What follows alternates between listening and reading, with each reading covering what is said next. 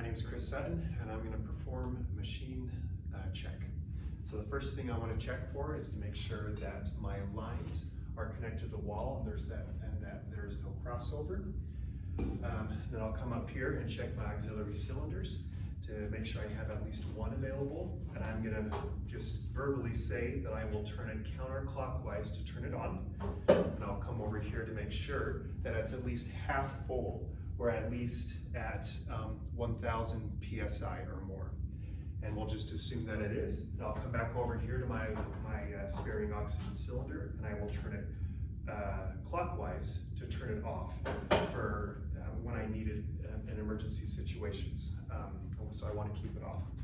The next thing I want to check are my pipeline pressures. I'll want to check them across the board, but I'll check my O2 and make sure my O2 is at least at 50 psi or more, and it looks like it currently is. The next thing that I want to check is I want to check to make sure that there's no leaks in my low pressure system. So I'm going to grab a bulb in here.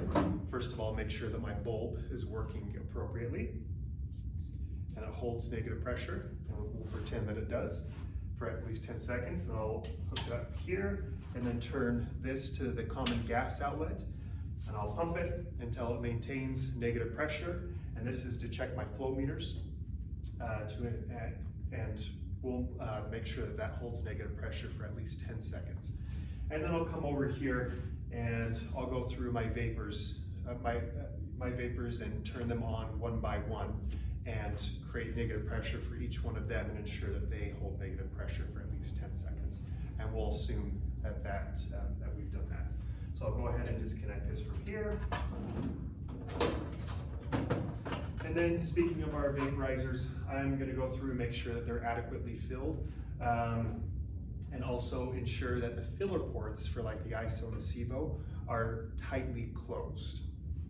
We don't want that to leak into the atmosphere. So the next thing that we're going to do, so I'm going to go ahead, and then with our vaporizers, we do want to check that in between cases as well, to make sure they're adequately filled and that the filler ports are closed. And then for our suction, we'll go ahead and turn on our machine. We want to make sure that our suction is working, and we want to do that in between cases as well. And that's working just fine. So I'll come up here, usually have an ambu bag that's behind here, and we'll make sure that that's available and functioning appropriately, and this is. And looking at our monitors, we want to make sure we have our standard monitors and that the alarms are not silenced, and that we have blood pressure cuffs, EKG pads, and O2 sensors, just the standard stuff. Okay, so now that we've done that, we're going to check our gases to make sure we have enough volume. So I'll turn our air counterclockwise to make sure that that goes all the way up, and I'll turn it all the way down to make sure it does go all the way up. And then I'm also going to check and make sure that our nitrous oxide, we have enough volume for that, and turn that all the way up. And you'll see that as you turn nitrous oxide up, that the link 25 will engage, and you'll see a 3-to-1 ratio of O2 and nitrous oxide. And as you increase this, the O2 will go up as well. So we'll come over here and we'll ensure that as you decrease the O2, that the nitrous oxide decreases as well. When you're performing this test, you're attempting a hypoxic mixture. So I'm going to decrease this, and it looks like the link 25 engaged and it's working appropriately, dialing it both ways, clockwise and counterclockwise. And I'm also going to make sure that I have plenty of O2 volume. And then I'm going to decrease that all the way, and that's the last thing I'm going to be touching is my O2. Okay, coming down here, we are now going to calibrate our O2 sensors, our O2 sensor. So we'll disconnect this, and we'll unscrew our O2 sensor right here. And then I'll come here on the screen, go down to setup or calibration, and then scroll down to O2 sensor calibration. And then we will calibrate it at 21%, keeping the O2 sensor off. And that'll take 2 to 10 minutes. And then after that's been calibrated, then we're going to calibrate it at 100%. So I'm going to go ahead and screw in my O2 sensor. Reconnect this.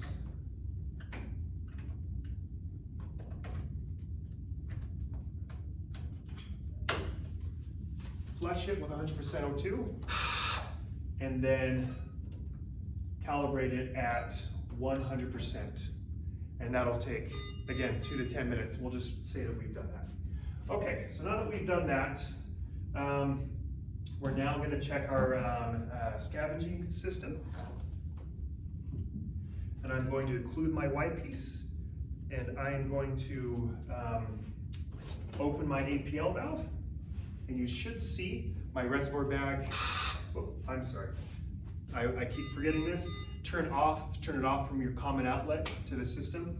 And now I'm gonna inflate my reservoir bag, and then I'm gonna inflate my scavenging bag down here. And it looks like it's inflating, and I also wanna make sure it deflates as well. And it looks like that's working appropriate. That's great. So the next thing we're gonna check is we're gonna do a pressure pressure check, and I'm gonna close the APL valve all the way, and I'm gonna check my valve here. I'm gonna check my check valve. I want to make sure that it maintains centimeters of water at 30 for at least 30 seconds. And we'll just say it does, and we're checking for leaks in the system. The other thing that I forgot to mention is I do want to make sure that my tubes are connected appropriately. I probably would have done that before checking the scavenging, well, I've checked it, so. Okay, we're good there. And I also want to check my high pressure alarm. Right now it's set at 40, and it looks like that's working appropriately as well. So we'll go ahead and turn it on to the ventilating system, and we are going to connect our artificial lung, and we're going to make sure our inspiratory and expiratory valves are working the way they appropriately as well.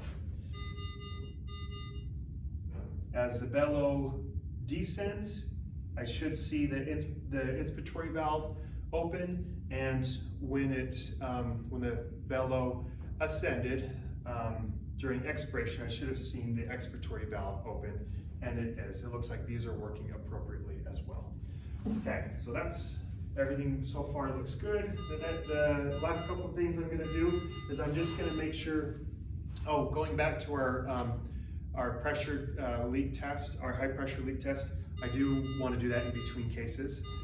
And then I also, the other thing I want to do in between cases is check my CO2 absorbent to make sure that that is not exhausted or desiccated, to make sure that that we have that's changed if it needs to be changed.